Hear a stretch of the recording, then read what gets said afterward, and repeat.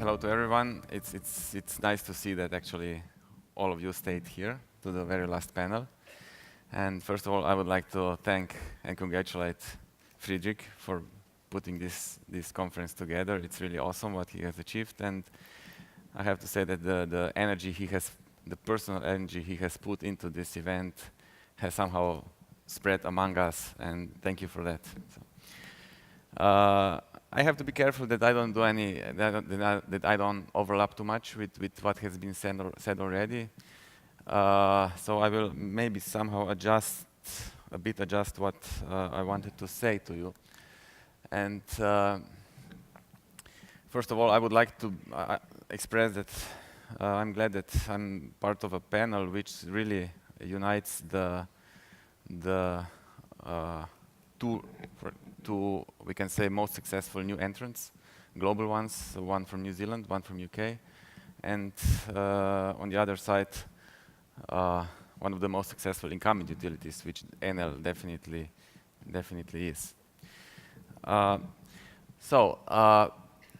electricity supply is undergoing major challenges, which we already, of course, know. We have renewables upstream, we have smart grids and distributed generation in the DSO and TSO level, and especially we have a whole new world in the retail business. And new players are entering the electricity market, and it is not just this space invaders, which Friedrich showed yesterday. They are really coming now from all other industries, and of course the vast number of new entrants.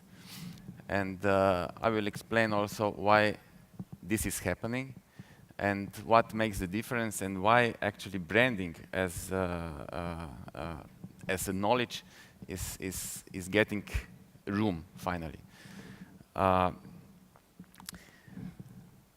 So the perception of the basic commodity electricity.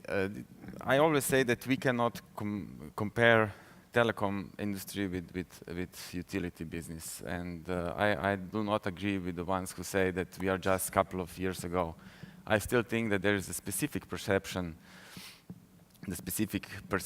of consuming electricity as a commodity. It comes from the past when it was really perceived as a public good, and electricity as such will never be perceived from the customers the same as telecom business. But on the other hand,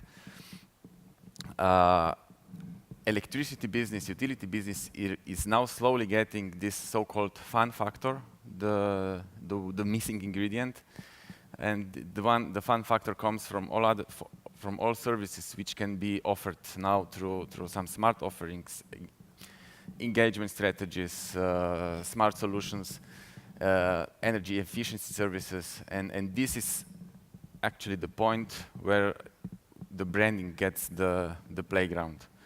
And this is the most important message from my side, that this new services can make the room for branding. 10 years ago, the big utilities have just been speaking about a big project acquisitions.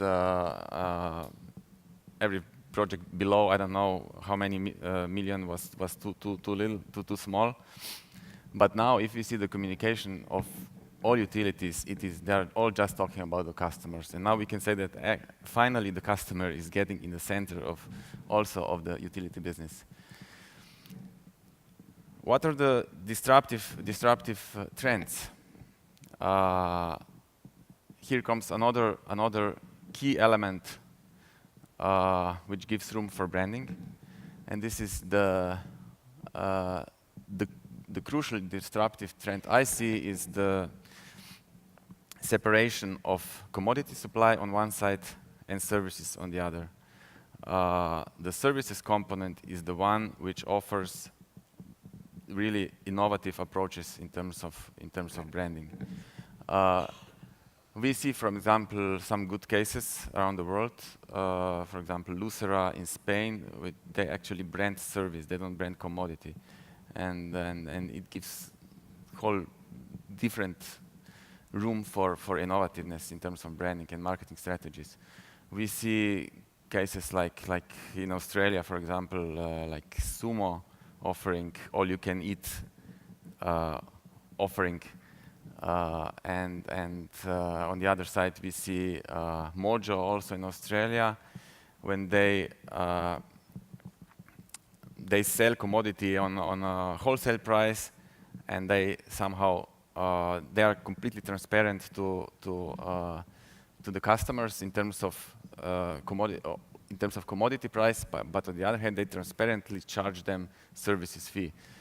And so this separation of commodity and services will definitely become a trend, and this offers new possibilities for branding. And this is the point where maybe the incumbents have a bit problem, have problem with, because they cannot actually compete with this kind of offering, because they have this, let's say, old contracts, the most lucrative ones, and this is, I think, the key challenge for the incumbents. So all these changes, I think, are now finally giving room for branding, and this is for me more important than the let's say this delay behind the telecom business. I will just jump through the other slides, because as I said, I don't want to overlap. Actually, I wanted to show this message about the importance of trust and how the utilities have low score on trust. But I didn't expect that actually the Casey would be here and and present actually the whole presentation on this issue. The important, what I want to emphasize here is that important thing is for customers, for utilities to really understand customers. And what Tamara yesterday said, actually, that you have to listen to customers, you don't have to do all the talking. And this is, I think, the very important element. And also, Jim Rogers, I think, said that trust is not what you do. Trust is actually trust is not what you say. Trust is what you do. And these are in the early stage of branding strategies. The top-down communication have primarily failed due to mismatched communication in case of utilities did not walk the talk. And utilities have to correlate engagement strategies with what they are actually doing. And these 4 top-down strategies are successful only when they are unique and when utility knows the customers. Skip this one. And for the end, utilities need to be consistent in their messaging, what they want to do. Good cases, for example, First Utility in UK, they focused completely on price, and they consistently changed their focus on engagement strategies. So after they started communicating with price, then they started offering this technical equipment. They got significant engagement from the customers, and then they switched to engagement focus, and they did it consistently. And this is what I want to emphasize, that this consistent messaging is very important. Have to be true in the values and build trust in the brand. Thank you very much.